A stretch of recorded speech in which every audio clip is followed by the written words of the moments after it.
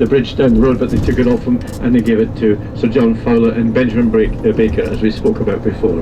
But 75 people, 7 o'clock in the evening, 20th of December 1878. Poor people perished. So here is Dundee ahead of us. When I say 160,000, it's this area. It goes way back into it. It's a fairly sprawly place. Remnants of some of the ship days, and of course you see these sort of rigs here. These are North Sea gas and oil. They bring in the rigs and they have maintenance, and they've built here. They're spending a whole fortune. As I told you, this is an industrialised town, but they're spending a whole fortune on trying to rejuvenate the area and the frontage area. So that's V&A, right next door to Scott of the Antarctic. John Falcon Scott. He had made the 3 voyages to the Antarctic, died on the 29th of March 1912 on the last voyage, of course. But this is his boat, Discovery, is directly behind the V&A building. We'll see it as we're going past. But what a brave man, or foolhardy man, to go to the Antarctic on this vessel. I can see the mast just above the building. Do you see it? To the left. We'll go past and see if Kev can go a wee bit slower. And we'll just be, you'll see us. What's that all about? They do all sorts of stuff, often with fabrics and textiles and all that kind of stuff. No, but there's the entrance. But look at the little ship next door to it, the Discovery. RSS Discovery, Royal Research Ship. There it is. My goodness. They used to have a big picture on the wall there, and it was the Discovery right next to a massive iceberg.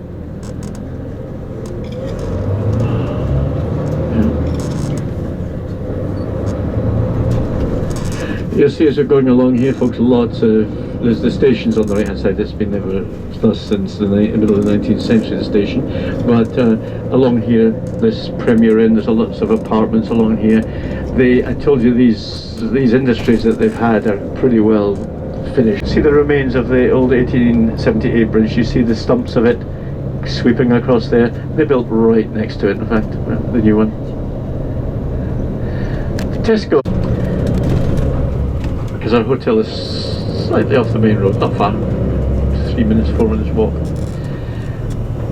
In a nice setting, the hotel. Fish and chips is the staple food of Scotland because of the Italian contingency. Look, here's the bridge here, folks. We're going under.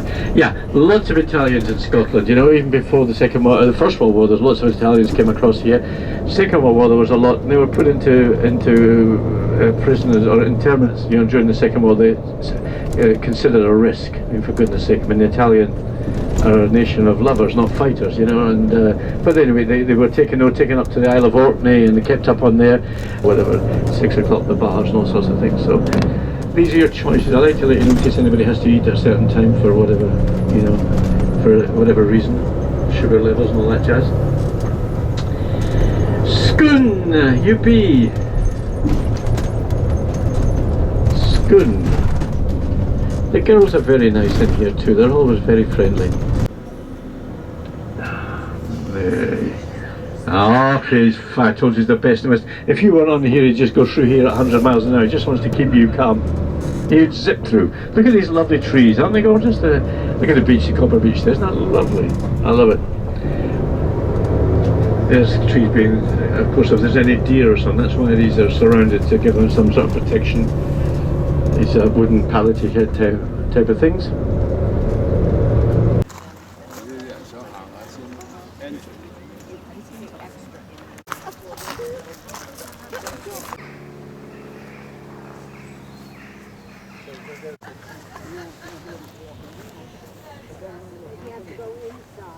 Inside where? Nobody went in there for groups. Nobody went in? No. No, come back. Will you come back here? No, turn this way. No, come up. Come this way. No. Turn back. It's back. It's back. Oh, it's back?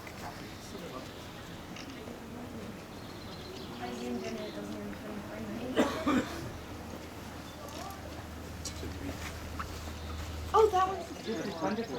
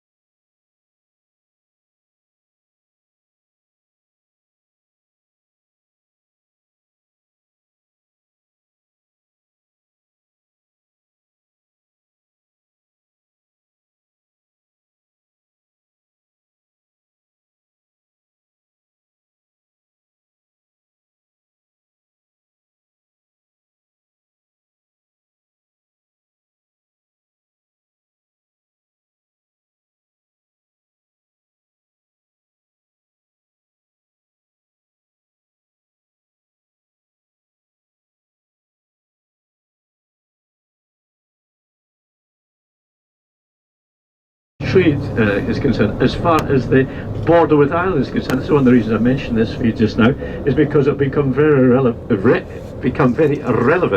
when we get to Ireland and we cross over. You'll see we're going across from Ulster, we're going across into the Republic. And I'll tell you how things were before then and after. You know, Kevin knows them more now. Kevin lives in the north of Ireland, so he sees it on a day-to-day basis, you know. But so there's lots of, but Europe are going to stay firm because they don't want everybody to. If Britain get away and have a wonderful deal, which they're incapable of getting, but if they did, hypothetically speaking, then, you know, the likes of Greece will leave and Spain will leave and all the different countries will splinter. You know, they'll all go. Wait, are there any good candidates? Are there any good candidates for the Prime Minister? It's very hard to say. I really don't know. I mean, they're all kind of tarred with the same brush, you know what I mean? And the confidence in the politics is a Marxist and ex-Trotskyist.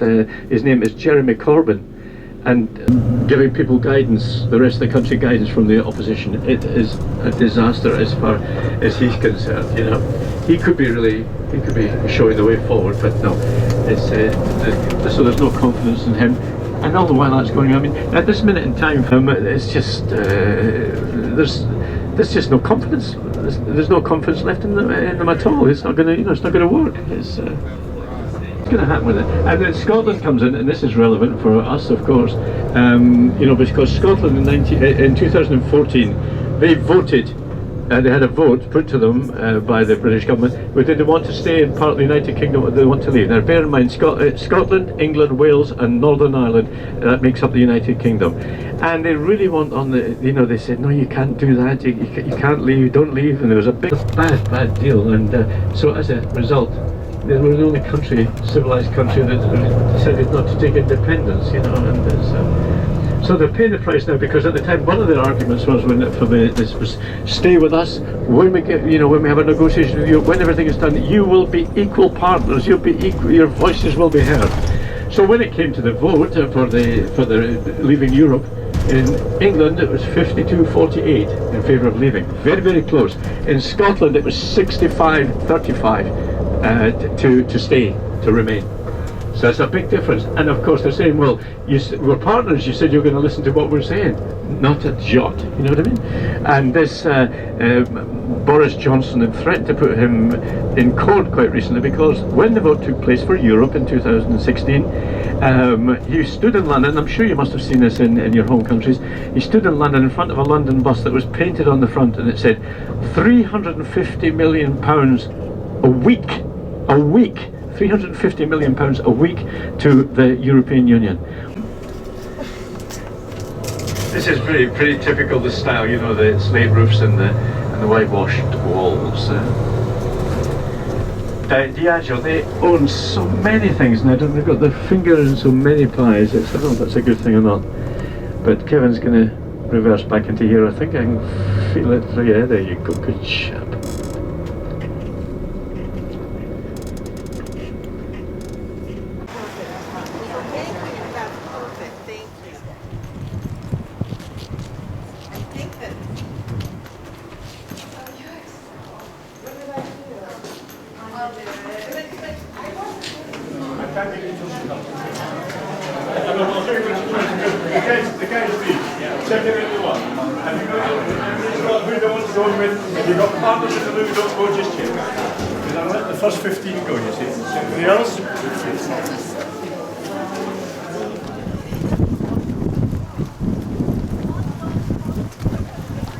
Welcome to Dalwhinnie Distillery. A couple of safety points before we go inside.